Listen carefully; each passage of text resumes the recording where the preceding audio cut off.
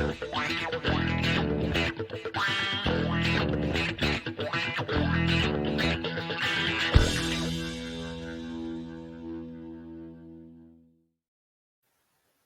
evening and welcome to True Blue Designs presents The Inside Perspective. I am your host, Tina Dawson, and I thank you so much for joining us tonight. It is truly an honor to be before you. We are celebrating 12 years of being in service, and we have just been having a blast this month.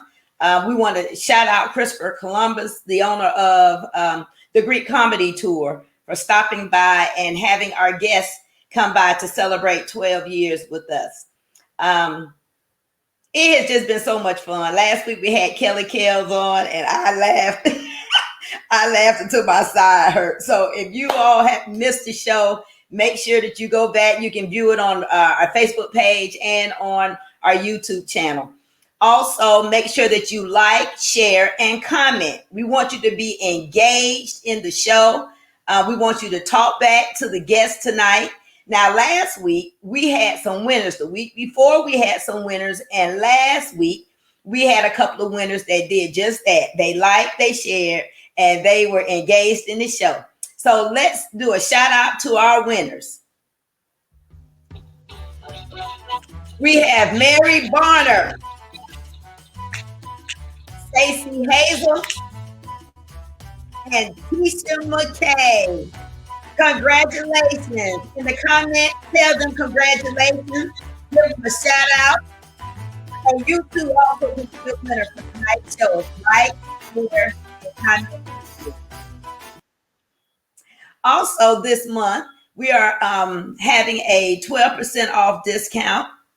You use the code TIP, the Inside Perspective 21, to get 12% off your order. Some discounts apply, and also 12% off any of your custom branding needs. So if you contact me with a custom order, you will get 12% off. So thank you so much for celebrating our anniversary. Now, to introduce tonight's guest, I am so excited to interview him. We have tonight Atlanta comedian Lav Luv. Give a round of applause for Lav Luv. Woo! Woo! Hey, how are you? I'm all right. How you doing? Doing good. Thank you so much for stopping by to celebrate our 12-year anniversary. Hey, I thank you for having me. I'm glad to be here. I was telling you before we came live that the last time I saw you, your show was when it was in January, and the Florida Sigmas had their state conference, and I was the sponsor of the comedy show. And you were in Killeen, Texas. I'm never going to forget this because my son is stationed in Killeen, and you were in your car behind the club where you were doing the live show, and you were doing our show in your car, and you had us rolling. Hey, I got the, it's been a pandemic, so when anytime the work comes, you got to take as much as you can do. I would have been the show in the car, the show at the club. I would have been text messaging a show for deaf people. Whoever needed to work that night could get it. Whoever wanted it could get it. I'm here. So I'm glad that you're able to pivot, because some people, when the pandemic hit, they weren't able to pivot. And that's how you have to survive, is to be able to pivot and be creative. Oh, without a doubt. Without a doubt. So since the pandemic, I already had stocks and stuff, but I'm doing a little bit of everything. I was buying stocks. I was telling jokes online. I was washing cars. Whatever was giving a check out during the pandemic. I had my own mask. I was doing everything. Well, I saw on your website that you do have some clothing lines and some masks. So we'll talk about that. That's what I'm saying. I'm trying to get these checks. Because the mortgage didn't care that it was a pandemic. The mortgage company didn't care, so they still wanted their money. So I still had to do something. Look, the mortgage company, the car note company, and the utilities Didn't care. The light bill, the water bill, the cable bill. The children still want to eat. What kind of children do they know it's a pandemic and want to eat every day? They not team players. Well, you know, they want to eat more because they want to eat every day. It's a pandemic. I'm like, yo, we got to cut these meals down to like once a day. Maybe just do 2 snacks or something instead of whole meals. They weren't trying to work with me though. They weren't trying to work with me. I want to eat every day. Who do that during the pandemic? Who eat every day during the pandemic? Our kids. That's what I'm saying. They just greedy. They don't care. They don't care. They don't. But Lav, won't you tell us a little bit about yourself? I know you're from Atlanta, but tell us about yourself. I'm from Atlanta. Been doing comedy since I think I started doing comedy. I think like 2-3 weeks after the crucifixion, something like that. So I've been doing it a long time. So yeah, I'm from Atlanta. I was in the military. I started doing comedy the last year I was in the military. Realistically, in 1995. Mm-hmm. I was still in the military. And I started doing it the last year I was in. So I've been doing comedy since 95, late 95. And from Atlanta, winner Bill Bellamy's Who's Got Jokes, had a half-hour special on TV One. I was on a morning show on the radio. I was on somebody else's morning show. Then I had my own morning show. That's it. Everything under the comedy umbrella I have done and have done. I've been in a couple of TV One movies on TV One, Deadly Dispatch. I was in a movie called Strip Off. It was terrible, but I was in it though. I was in it. I was in it. It was awful. It was terrible. Master P would have saw it and it's like, this is terrible. It was that bad where if you put it next to a Master P movie can win an Oscar if you compare it to this movie. But I was in it though. I was in it. So what elementary and high school did you go to? My father was where I'm a military brat, and okay. My father his last duty station was in Stockton, California. Okay. So he always wanted to retire. So I've been here since the 3rd grade. And okay. I went to Columbia Elementary and Columbia High. So what school did you go to? I went to a bunch of elementary schools, but the 2 elementary schools I stayed at the most was Flat Shores Elementary and Clifton Springs Elementary. Right around the corner. Yeah, Clifton Springs ain't even there no more. I was gonna be mad, but then they named it after Obama, so I can't be really mad that they tear your school down and name it after Obama. And then I went to 2 high schools. I went to McNair in the 9th and 10th. And I went to high school called Cross Keys in the 11th and 12th. Okay, yeah. Cross Keys, I was a gymnast, and Cross Keys they breeded some good athletes over there. Yeah, they in the obscure sports. Now in the big dog sports, not so much. Like football. I played football my senior year. I think we went 1-9. Everybody beat us. Everybody beat us. What position did you play? I played cornerback and free safety. I actually had football and track scholarships when I graduated high school. Really? Yes. So I was pretty decent. I was fast. What did you like to run in the track? What did you like to run in track? I ran 100 meters. I ran 100, the 400, and the 200. My natural races was the 400 meters and the 200 meters. In high school, I ran a 47 flat in the 400 meters in high school. And I ran a 10.8 in 100 meters in high school. Oh wow! So yeah, so I was pretty fast. I was pretty fast. So you went to school right around the corner from me. Can you ever tell you? Look at that. We probably passed by each other and everything. We'd have seen each other. We just don't know it, but we have seen each other. Just don't know it. You just never know who you pass. And that's it, because that is right around the corner. Like, especially like people who from Atlanta know, like Columbia and McNair, they probably 4 miles apart or something like that, roughly. Yeah, something like that. Yeah. So tell us about your service in the military. What branch were you in? I was in the Army.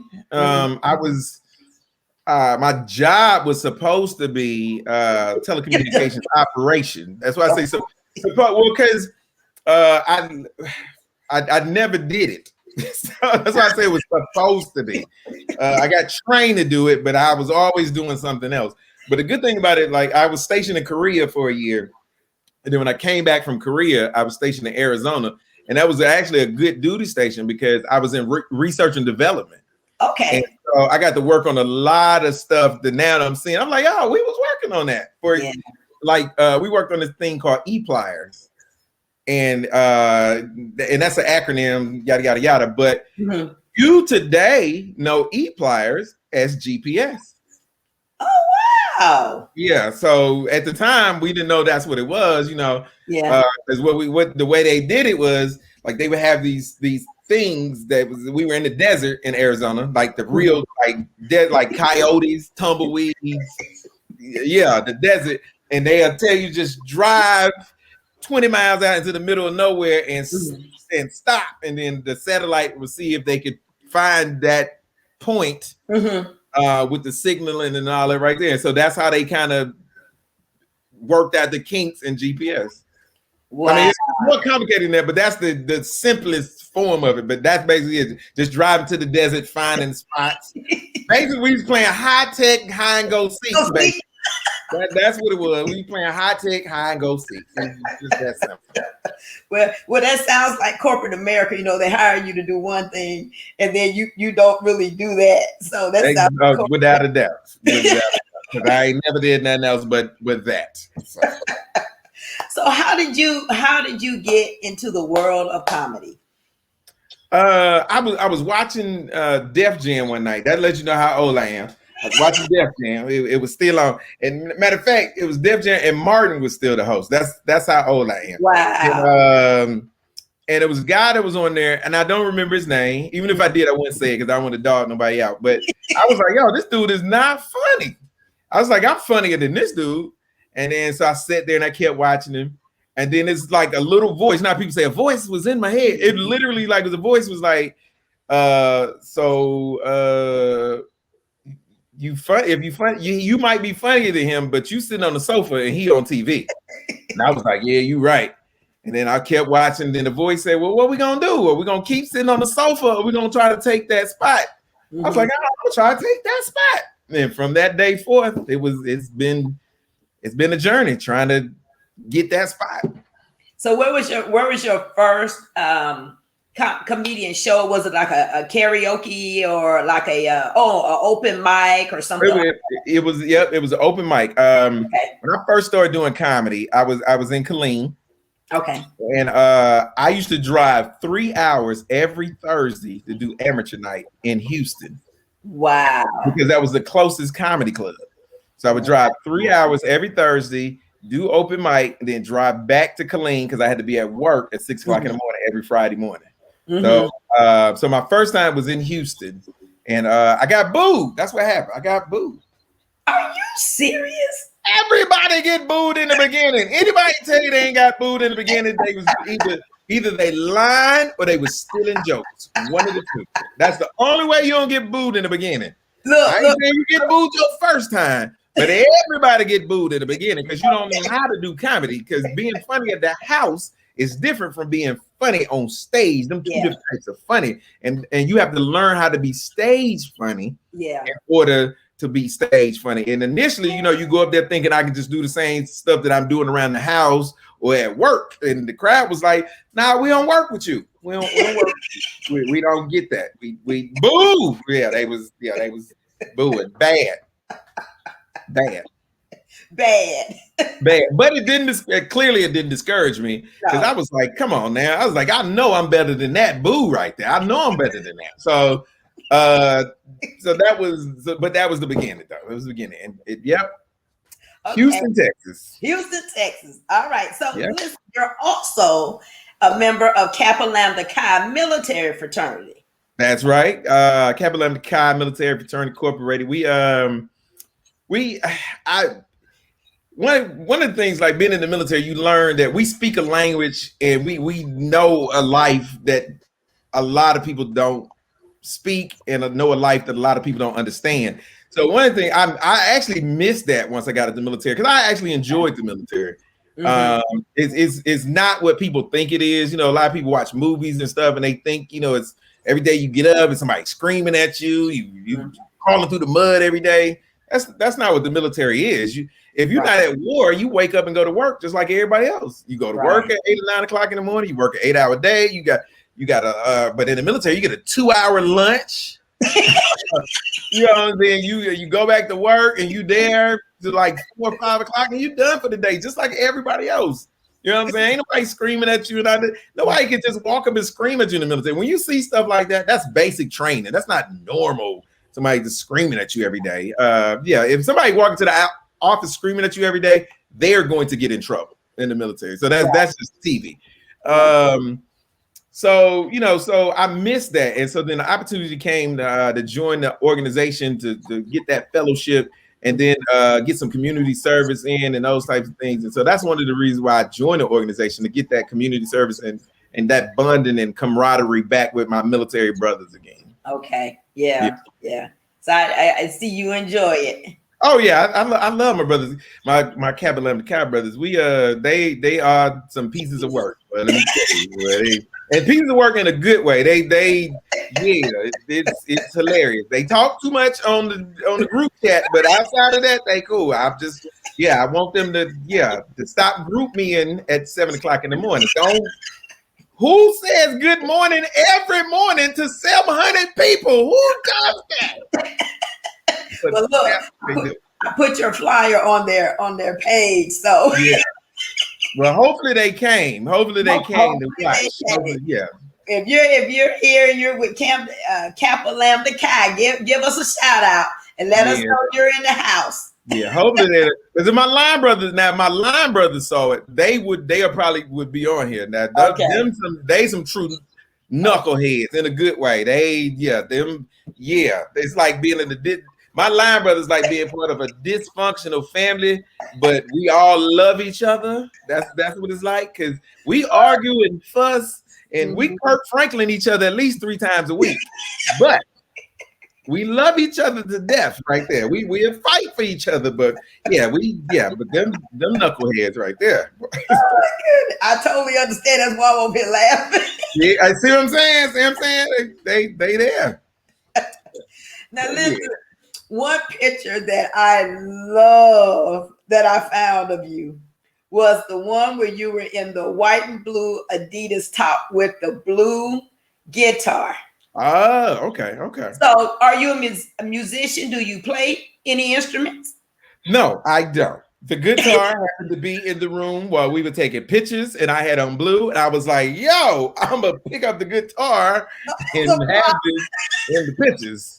Yeah, I'm not musically inclined one iota. I can't hold it. I can't play an instrument. I can't sing. I couldn't hold a note. Somebody put it in my hand. But I look good with that guitar, though. Yeah. I had to give it to you. I was like, wow. It looked good in the picture, but I can't play nothing. I don't play the piano, the flute, the kazoo, the harmonica. I don't play no instrument whatsoever. So don't let that picture fool you. Don't ask me to come to the church and play nothing. I'm good. So you said the guitar was a prop. 100% a prop right there. It ain't no different than when you go see a movie and there's a tree when they walking through the woods. You just that's it. It's just the tree. The guitar was just there in the picture. That's it. You're a mess. Nothing. So do you do impersonations? I do not do impersonations at all. I am like a lot of skits and stuff. Like I'm part of an improv group called a Blacktop Circus. Okay. And we do improv. Improv is, I don't know, have you ever seen the TV show called Whose Line Is It with Drew Carey? I haven't seen it. Okay, so Wayne Brady, TV show with Wayne Brady's also on it. Okay, I've seen Wayne Brady, but there's a TV show Wayne Brady. But we do improv. So one of the things that I developed is like original characters. So like I got a gang of characters that I do, but they're original characters. I never really been able to be nobody else but me. Yeah, so that's so I just have different versions of me. The rich me, the poor me, the broke me, the mad me, the sad me, the pimp me. You know what I'm saying? The homeless man me. You know what I'm saying? So I just know different versions of me. I ain't never been able to be nobody else. Right. Okay. Look, I totally lost my train. My bad. Oh, I know it's gonna say. Change up the door. Listen, you do a good Wakanda, the Black Panther. African. Now that's why I do. I found out why I do a good African. I did my answer. I took my ancestry DNA test, and I found out. If y'all ain't never did that, do your ancestry DNA. You're gonna find out where you're from. You're gonna find out where your people from. And I found out my people, my ancestors are from Nigeria. I am 47% Nigerian, and when you add up all the little pieces, I'm about 87% African. So I was like, yeah, that's where it come from right there. I knew these people belong to me. I knew these people. I knew from day one that the people the people that are over there, they are me. I am them and they are me, and we together we can be whatever we want to be. But I knew I was from Nigeria. I knew those people were my people. I knew my ancestors were walking around and like, why does this guy not know us? And why is he not speaking? Why has he not been home to his land? So I knew. Yeah, you do that real good. I knew them was my people. It came out. It came out. I knew it. So I've been to Africa, but I ain't been to Nigeria yet. So now I got to get to Nigeria. I've been to Ethiopia. Okay. I've been to this little small country called Djibouti. People think that's a joke when you hear Djibouti. Like, ain't no real country. It is. It's a small country called Djibouti. And the crazy thing about it is, it's one of the few countries in Africa that we have a military base at. Really? Yes, we have a military base in Djibouti, Africa. Matter of fact, when they went to little military, little known fact, when SEAL Team 6 went to kill Osama bin Laden, that mission was launched from Djibouti. Oh, okay. That's where they took out. That's where they trained it, and that's where they took out from Djibouti in Africa. Yep. Little known history fact. See, there you go. I'm putting y'all up on game. You're educating your people. I'm educating. I'm going to help you get to where you need to be. You don't have to worry about what you know and what you don't know, because I'm going to make sure you know what you need to know. You're a bitch. Let's talk about in 2008, you won season 3 of Bill Bellamy's Who Got Jokes. Let's talk about that. How was that experience? It was fun. It was like, because the show starts off, it's multiple episodes, so it was like 1,000 comics, and so you go through these different rounds, and then they boil it down, and then you compete against each other. And I was happy because it was, it's one of them things where as an entertainer, you're always looking for some career validation, like I'm heading in the right direction, I'm doing what I'm supposed to be doing. And winning Bill Bellamy's Who's Got Jokes, it kind of was one of those little stepping stones to show, okay, you in the right direction, you're doing the right thing. And it was cool. We went to Germany. The first round was in Birmingham for me, and then I won there. Then I went to then if you won in Birmingham in the first round, then you made it to the Germany round. So then we went to Germany, and then we had 2 shows in Germany. Then if you won in Germany, you did a 10-day tour in Germany, and then you came back to the United States, and then we competed in the finals in LA. So it was like this whole thing. Then at the end, if you won, you get a half-hour special on TV One. So it was cool. It was fun. It was like I said, it was validating. And then the thing about it is you had to be clean. So so your content could be a little edgy, but it was no cussing. If you cursed or anything like that, they took points off because it was a competition. So it was fun to know that I could win a competition being 100% clean, because I know I could be dirty, but I know that. But just being able to perform at a high level and stay clean, I was like, I was like the little, like the little soundbite that's going around with Bernie, like, who's the man? Strong, funny man. Who's man? So it was fun. It was cool. Well, if you can do clean comedy, then that just broadens your territory of where you Oh, can be nice. without a doubt, without a You doubt. know. And I guess my thing is always I always say I want to be one of those comedians who can go anywhere and be funny. You know what I'm saying? Regardless of what it is, whether it's dirty, whether it's clean, whether it's rich people, poor people, black people, white people, Asian people. I just want to be able to go be funny. You know what I'm saying? And give Mhm. them the funny, regardless of who I'm in front of. Okay. Now, in 2009, you mentioned that you got your own show, Yeah. right? And tell Yeah. us about that experience. It was a learning experience because like when you do before then I had I've been on Comic View, I did a Def Jam, I've been on a couple of other stand-up comedy shows, and when you perform on TV, nobody asks you anything. They bring you in and say, hey, this is where you're gonna stand. This is your microphone. You got 7 minutes to perform. Let me see what you're wearing. Okay, we cool with that. We'll see you at 8 o'clock. Then you come back, you perform, and you go. Nobody asks you about it. Nobody cares about no lighting. Nobody cares about anything. But when Wow. you have a half-hour special, it's all about you. So Okay. so now they want to know, well, what lighting do you want? What intro song says Lav Love?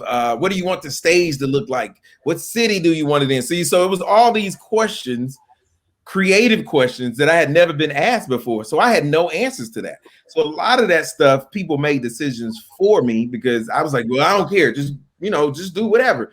Not knowing that it can't be just do whatever. You got to make decisions and you need to know the answers to these questions because a half-hour special basically is a 30-minute commercial of Lav Love. Okay. So I made some decisions that weren't necessarily short-term beneficial, but the long-term benefit was definitely achieved. So if Okay. I ever had another 30-minute special or hour special or something like that, I know exactly how to do it. You know what I'm saying? So it wasn't a failure, but it wasn't what it could have been had I known the right things to do to make it what it could have been. Okay. And you Yeah. had to go through that. Yes, So without a doubt.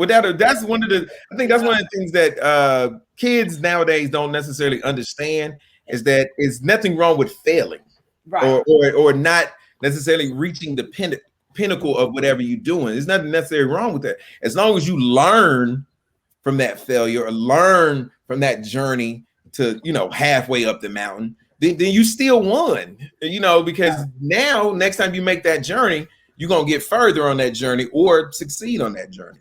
So, yeah, I 100%. Even though it didn't turn out necessarily how I wanted it to, it didn't turn out bad, and I learned so much from having done it. Right. Right. Yeah. Yeah. You wouldn't trade that for nothing. Oh no, I wouldn't trade it because the knowledge is more valuable than than anything else, without a doubt.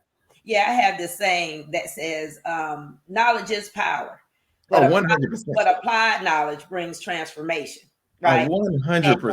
had to go through that, and now you can apply that knowledge, and that different areas in your life can be transformed because of the knowledge that you gained from that. Like you said, it wasn't a failure, but from that experience. Oh, totally, totally. So now I think about all those things and I apply those things to even just regular shows. Uh-huh. Like, okay, do this show, but without this lighting being this way right here, this is not going to, put us in the best light. You know what I'm saying? And without us having this or having that, we're not going to be able to do this. You know what I'm saying? Just now, I think, like at the end, one of the producers, like, when you do this type of stuff, you got to have your producer hat on and not your artist hat. And so now, every time I do a show, I'm showing up as the artist, but I always have my producer hat on my head, cocked to the side, like just in case I need to give some producer input to make the show better. Right. Yeah. And you learn that you do have a voice, and sometimes without a doubt. And that's another thing that I learned is you have a voice. If it is something that's built around you and is reflective of you, make sure you say something. Right. You know what I'm saying? Make sure you have input towards that. So yeah. Yeah, that's true. I was telling that to a young lady because we can that lesson can be transferred to on your job. Every year Yes. you have a end of the year what you call it review. Yes. And so many people sit in those reviews. That review is around you, is about you. And so Hmm. many people sit in those reviews and they don't say anything. They let the boss or whomever is giving the review tell them about their year that they've had. And a lot of the stuff that the employee may have done, the boss doesn't know. So they rate you based on what they have seen. Yeah, And exactly. they sit in these reviews and they don't say anything. So you're right. Yeah. If it's about you, you need to speak up and say something. Exactly. And there's nothing wrong with, and that's another thing too, I learned from that process, is nothing wrong with saying no. Right. I'm not going to do that. Mm-hmm. Or there's nothing wrong with saying, I get that you want to do it this way, but I'm the person that's going to be in front of these cameras, so I wanted to do it this way right here. Well, That's Lab, we can't do it that way. Then I can't do it because you're not going to put me in this particular light simply because you're trying to meet a quota or meet a deadline. When you meet your quota and your deadline, you get to walk away done with this project. right. But when people watch this project, they're gonna be like, is this what Lab did? See what I'm saying? They're not look. The reality is nobody's on a TV show. Nobody's really looking at the credits like that. Mm-mm. They only care about the people that's on that TV in front of Mm-hmm. that camera at the time. So you have to be very, very cognizant of what's you on that camera. Right. And I agree with you because the not only the most important word in the English dictionary, but to me one of the most powerful words in the English dictionary is no. With 100%. Yeah, and when 100%. when you get that, I'm telling you, your life changes when you Oh, get. you ain't gotta tell me. That's the only reason why I want money, to be able to say no more often. That's the big point of getting money, being able to say no to some people. You know what I'm saying? Can you come over here? No. You know what I'm saying? Now, when you're out here grinding, a lot of times you say, yeah, you're like, man, I really don't want to go over here to do this, but I got to, so I'm gonna go. Now, yeah, I just want to be able to say no. A lot more. That's it. That's the beauty of making it and getting money. Yeah. It gives you the right to say no significantly more often. Like everybody who watching this right now got somebody in their family who they can't stand, and if they had a choice, they wouldn't deal with him. That's right. They don't have no choice because they need them to babysit, or they need them for a ride to work, or they work with them or something. Everybody got somebody in their family that they want to cut off, but they can't. Now you like, if I ever hit the lottery, you ain't never coming to my house no more. Ever. Ever, but you can't because you needed a babysit next time. Now listen, if you agree with Lav Luv on that, put "show you right" in the comments. I'm just saying, you know it. Man, come on. Everybody got a family member they wish they can cut off, but for whatever reason they can't. Everybody got that family member. Oh my goodness. See what I'm saying? You're thinking about it right now. You're like, he talking about my cousin Keisha. That's it. I know it. You know what I was thinking about? Why is it that you were talking about when you hit the lottery, but why is it that when somebody passes away and people think there's some money tied to that death, they act a fool? Laugh. Why is it? Because you know what? Now, first, the serious piece. The serious piece is we have not as a population, Black people, we've been broke as a collective for so long. So a lot of times, a little something seems like a lot of something to us. Right. And so we tend to clamor and fight over those crumbs because we think that they bigger than crumbs. We think they whole meals, like this stimulus check. People going crazy. Oh, $1,400. And I'm not judging nobody's $1,400 because for some people, $1,400 is a lot of money. But so we clamor over the smallest things. So when a funeral come along, for some reason, we, like you say, we think it's like hitting somebody's death is like you didn't hit the lottery. But the reality is most of them ain't even got insurance. How you think the money Didn't I just text you and ask you for a donation? Don't you see this GoFundMe? What money you think coming out of Uncle Charles's funeral, and we got this GoFundMe jumping off right now? Ain't no money for Uncle Charles' death. Ain't no Uncle Charles ain't had no insurance, no nothing. He just dead. That's all we got. Death. That's it. And then black folks ain't no money there. Then we be the brokest one. Want to have the biggest funeral, don't it? Be the broker when he ain't had a pot to piss in and the window stowed out. Talking about he want white horse-drawn carriages at his funeral. He want doves to fly over the casket. Like, Negro, you was broke. We gonna get 2 pigeons and a pit bull to pull your casket. That's all you get, because that's what you afford. That's all we can afford. 2 pigeons and a pit bull to pull the casket. If that don't work for you, then I don't know, Jay. You're gonna have to be on the curve on Wednesday when the trash bag comes. But outside of that, we can't afford that. All you have is death and debt. That's it. That is it. Like I personally am not a fan of funerals, period.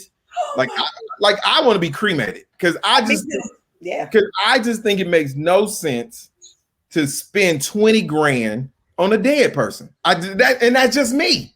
And I'm not knocking nobody who want to have their funeral. Do your thing. I just think it makes no sense to spend 20 grand. Funerals are the biggest racket I ever seen. You know, you got to pay them to dig the hole. Yeah. Then there's another fee to put the dirt back in the hole.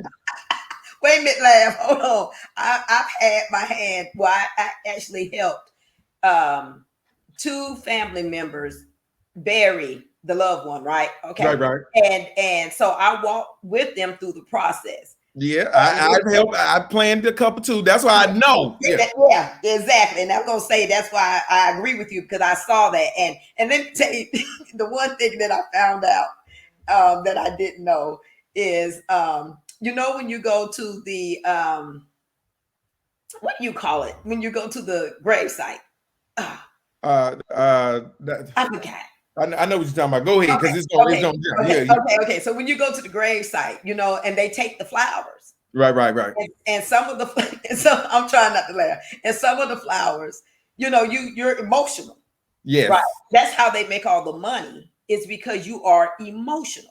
Oh, without a doubt. Mm-hmm. So they take the, you know, your dad's gravesite, and you know, you have the wreath thing with all the flowers and the roses and stuff on it. It's on the easel and stuff like that. And you have all these people, and they'll say, you know, just leave it. I was talking to somebody and they were like, man, please, we take that after y'all leave. We take that stuff, and sometimes we take it to like a assisted living facility for the elderly. They were like, no plants don't go in the ground. But I was like, what?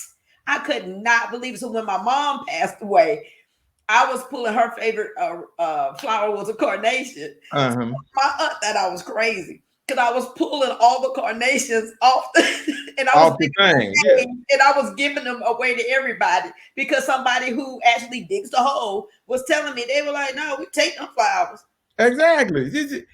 Let me tell you. And then a casket can cost about $10,000 to $15,000. For people that don't know this, let me give you a little insider information. Walmart sell caskets. What? Walmart sell caskets for about $800. You better take your behind to Walmart and get you one of them $800 caskets. See, they ain't gonna tell you that at the funeral home, that Walmart got caskets. I did not know that. Yes, they do. Go on Walmart website. Walmart got caskets. $800. You can lay them down for $800 in a nice casket.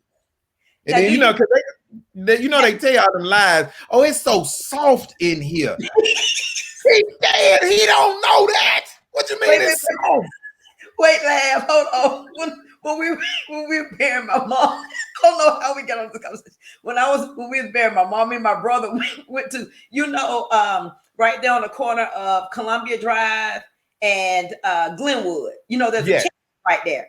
Okay, and then that shopping plaza is a older guy, and it's a casket wholesale place. He's been there for years. So we went, instead of going through the funeral home, we went there, and like you were saying, his presentation was, do you want it sealable when you crank it, or do you want to you just close it? And I asked him what was the difference, and he said, well, if you get it sealable, which it was a lot more money for that cash. He was saying that insects won't get in it.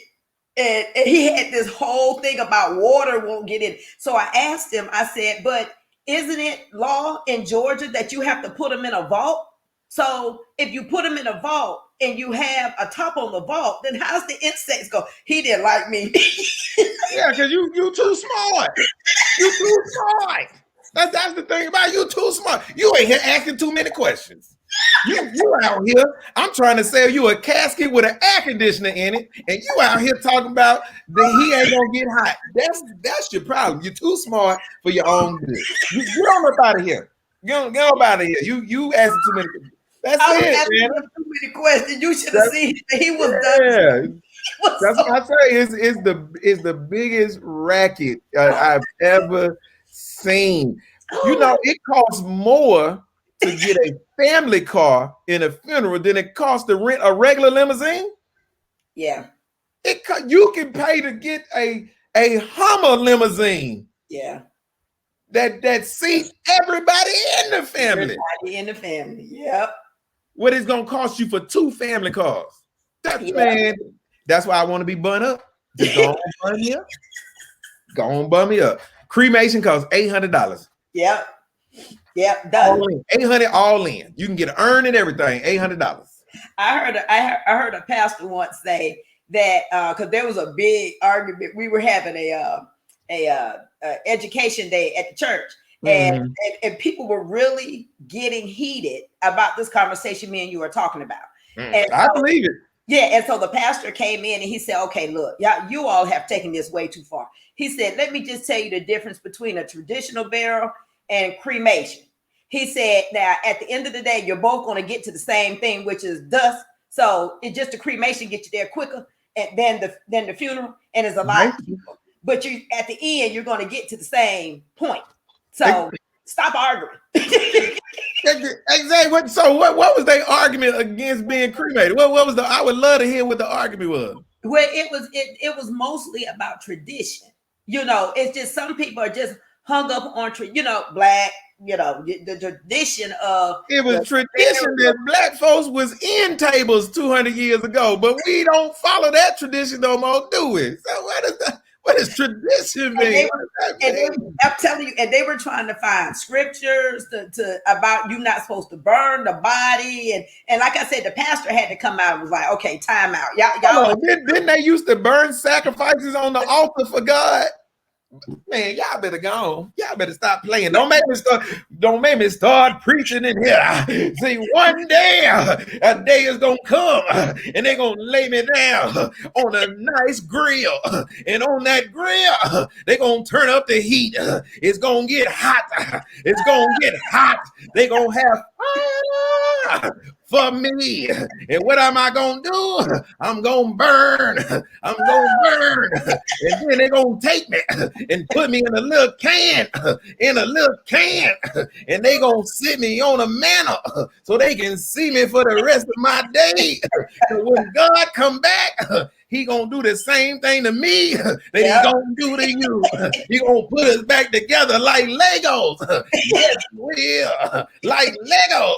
Like this, and that. Like he did Adam. He took dust from the ground and he blew life into it. If he did it to him, he can do it to me. Everybody's no, I'm just like you remember back in the day, you used to say, roll with the bit, roll with the bit. Exactly. There you go. So let me ask you this. Have you ever had anything crazy that happened while you were on stage? Kelly had told us about a time somebody had charged her on stage and one of the people in the audience stuck out his foot and tripped the lady. But have you ever had anything just go in your mind that's crazy happen while you're on stage? Let me see. I'm trying to think. I've been involved in so much craziness but I'm trying to think. Is any crazy thing that happened while I was on stage? Okay, so I was performing at a college, and it was HBCU, so I'm not gonna call the name. Okay. And a fight broke out in the crowd, Okay. and it was two girls, so they was going crazy, whatever. So when they calmed them down as much as they could, Mm-hmm. the DJ put that song "Nuck If You Buck" on after they had. So they started getting crunk again. And so one of the girls, I guess she had got a weave snatched out. So her weave was in the audience and they was throwing the weave around. You know how they bounce a beach ball around? They was throwing the weave around. So I saw the weave bouncing through the crowd. I was like, yeah, this is very hood right here. This is very hood. The fact that they are passing this woman's bang through the crowd. I can't believe they are tossing a bang through here. Oh my goodness. That's what they did. Look, I think that's about the crazy. That's one of the craziest things I remember. Look, our people. Hey. Sometimes we can be a little special. So listen, also I read that you were the head writer for a couple of shows and projects. Yeah, that's why I say I try to be one of these comedians who has and can do everything in the comedy up under the comedy umbrella.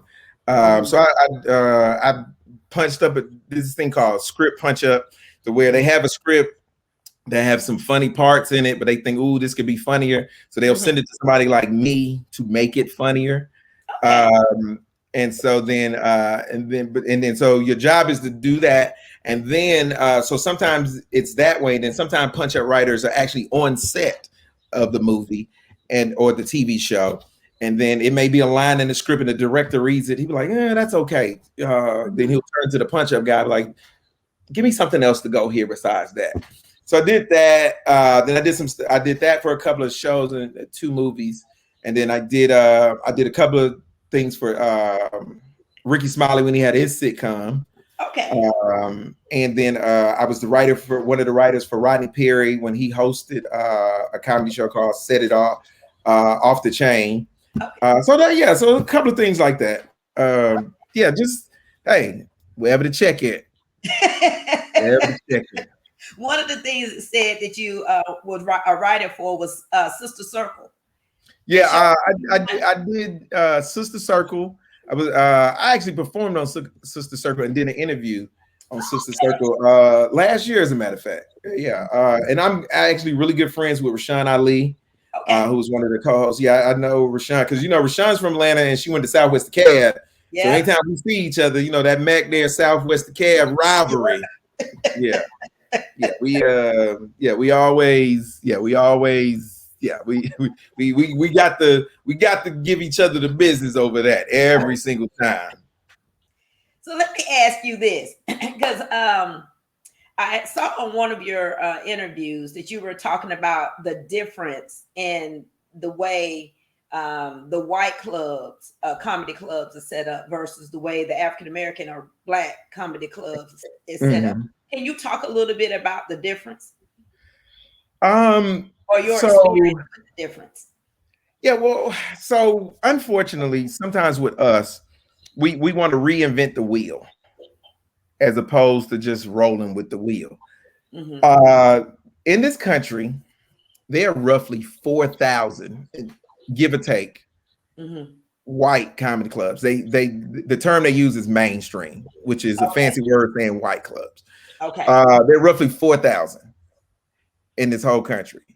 There are 5 Black-owned comedy clubs. 5. Wow. In the whole country. And there have been other ones who have opened and closed. But the big thing that typically happens is we want to reinvent the wheels. All 4,000 of those clubs, even though they're owned by different people in different cities, almost all of them are ran exactly the same way. Okay. It's almost like Target and Walmart. They're different stores, but for the most part, Target and Walmart the same store for the most part. Okay, yeah. It's just Target and Walmart. And that's what they are. So they're all ran the same. But us, we won't come in and follow that same script. We want to do other stuff. So comedy clubs, mainstream clubs, all they do, mainstream comedy clubs, all they do is comedy. That's it. That they don't do anything else except for comedy. But us, what we want to do after the last show, we want to turn it to a nightclub. We want we want to have strippers at 12 o'clock. We want to do the bike rally at 2 o'clock in the morning at the club. You know what I'm saying? We want to do all this other stuff. And the thing about comedy clubs are people come to comedy clubs for comedy. And if you start feeding them something else at a comedy club, then their diet changes. Okay. And they no longer have a taste just for comedy. See what I'm saying? So that's a way to simplify it. So that's why mainstream clubs only give you comedy, because they want you, when you come here, they want you to have the mindset that I came for comedy. And typically, if you set a tone to that it's only for comedy, people's behavior reflect that, their attitude reflects that, their body language reflects that. But if I'm somewhere where I know the party could jump off at any minute, then I'm watching the show, but I'm like, dang, it ain't time for the party yet. Yeah, that's true. When the party goes, I know y'all have a party here on Fridays. You see what I'm saying? So I think that's the, oversimplifying. That's kind of it. The business approach are totally different. Yeah. Talk about the pound cake example. I like the pound cake example about making the pound cake. I think I did that one on the fly because you were saying that if you gave me a piece of pound cake and I ate it and I said it was delicious, so a couple of months later I come back and I ask you to make me another pound cake, but this time you improvised on the pound cake, so when I get it, it doesn't taste like the pound cake that you gave me before. I want the pound cake that you gave me before. First time, exactly, and that's what I gave that example based upon the changing up of again, reinvent the wheel. Always thinking, you know what, we're gonna change this for next week. I use one stick of butter this week. I'm gonna use 2 because they really like it. I think the butter is what made it good. No, what made it good is the way you did it last time. That's what made it good. Don't change it. Just give me what you gave me last time. I don't need no extra. I don't need no icing. I don't need none of that. Just give me what you gave me last time.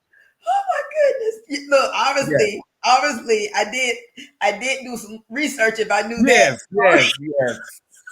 100%. So yeah, that's us. We just and I'm not necessarily mad at us, but the thing about it again, if you have a formula that works, why not stick with the formula that works? And again, they stick with the formula. They don't deviate from that. That's why they last. And clearly they're profitable because there's so many of them. Right. Correct. So you can't say, well, we just couldn't make no money. Well, why is this 4,000 other clubs making money doing it? Right. Correct. And there's a comedy club in every major city in this country. Really? I didn't know that. Every major city in this country has a comedy club. And again, if it's a mainstream club and they typically focus on white acts, you might not have heard or seen it. See what I'm saying? Because they ain't doing commercials on your radio. They ain't bringing black comedians. So you just never hear that they're there. But they're in every city. Every single city. Every major city has a comedy club. Every single one. So what about the 5 African American comedy clubs? They've lasted. So what would you say about those? Okay, so one of them is probably the oldest black comedy club in the country. It's the Uptown Comedy Corner. It's here in Atlanta. Okay. It's been around for years. That's one. And then you have one that's in the J Spot that's in LA. That's J Anthony Spot. Oh, okay. And they are teetering on closing. Oh, okay. You have the Comedy Store, which is also in LA. Okay. That's black owned. And then you have 2, one in Jackson, Mississippi, and one in I think it's Tupelo, Mississippi. They're owned by the same people called Chuckles. And most outside of Uptown, the other one in the Comedy Union has been around for a long time. But outside of those 2, the other 3 are fairly new. Oh, okay. And a new one is getting ready to open. The sixth one is getting ready to open in Tacoma, Washington. Well, Seattle. And that opens actually next month. And that's it. So the other ones are fairly new. The other ones have fallen by the wayside. Okay. Well. So the treat is that the last Wednesday of March, celebrating our 12-year anniversary, the owner of Uptown Comedy Club, Angelo Sykes, is going to be here. He's going to close out the month. Yeah. Okay, I know Angelo. Oh, Angelo. When you talk to him, tell him he's watching. Yeah. Oh, right. It's okay. When you tell him, when you interview him, tell him Lav Luv say he don't want none of this flag football. Oh, your boy. I know. Trust me. We have it every time. He don't want none of this. I keep telling him. It's like I feel like Mr. T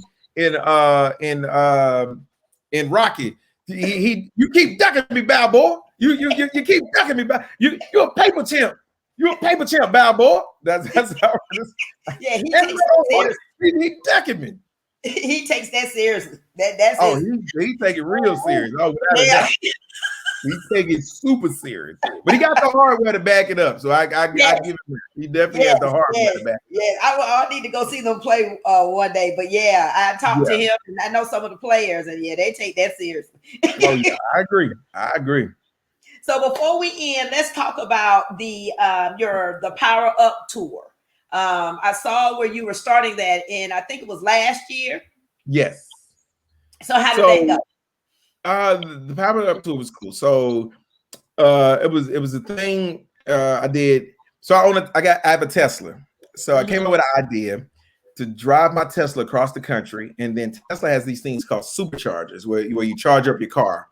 And Tesla's electric car for people that don't know, and you charge up your car there. So I had an idea to drive my car across country, stopping at certain cities, and I recorded it and filmed everything. But I would perform outside at the superchargers. Okay. And so it was cool. I had a good time. I met a lot of people. I stopped in a lot of cities and places that had I not taken this drive, I never would have stopped in. But it was super fun, and it went all the way to the West Coast, and then can you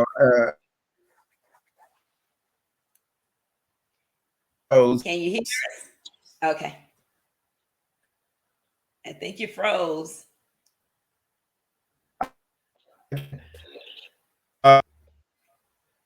Am I froze? Am I froze? I think you unfroze. Am I back? Am I back? Am I back?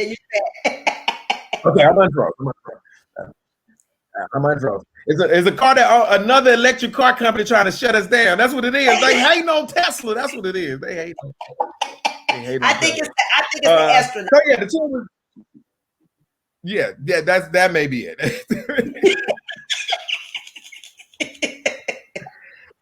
So yeah, it was it was fun though. I had a good time doing that. Met a lot of people, and it was something I want to definitely do again. Okay, I thought that was a neat idea. That little voice. Oh yeah, people loved it. People loved it. I got plenty of pictures and videos of different people that I met while on the road and while driving. Everybody had a million questions about the car, and I was okay with that because I love my car. So I was happy to talk about it. Yeah, that is a nice car. I know a couple of people who have Teslas, and it's nice. How many miles to the gallon does it get? Well, not to the gallon, but to a fill up. Mine gets 230. Okay. So, but they have different battery sizes. So you can they have the bigger the sedan, which is the S. It goes up to like 400 miles on the single charge. So yeah, so it just depends.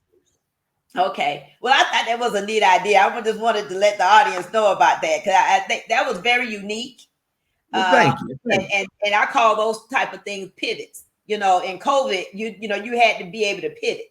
Without a doubt. That was a unique one. Well, thank you. I appreciate it. Thank you. And that's what I was trying to do. Do something different and outside the box. Yeah. You may be duplicated on that, but you were the original. Hey, I take it as long as I get a check from the duplication. It's all the way to by the check. Like me, I just always want to be where the money reside, where the money reside, where the money reside, where the money reside. That's all. That's where I want to be. You are the best. I sure have enjoyed interviewing you. Now you hold on. I'm going to end the show, but don't go anywhere. Okay. Okay, I'm gonna stick around. Okay. Everybody, we thank you so much. Follow me. Make sure you follow me. Follow me. Yes. Make sure you follow Lav Luv on Facebook, Instagram, his website. All of his information is below. I'm sorry you didn't get a chance to ask me any questions. I was so into the interview, I forgot to tell people to put the questions in the comments.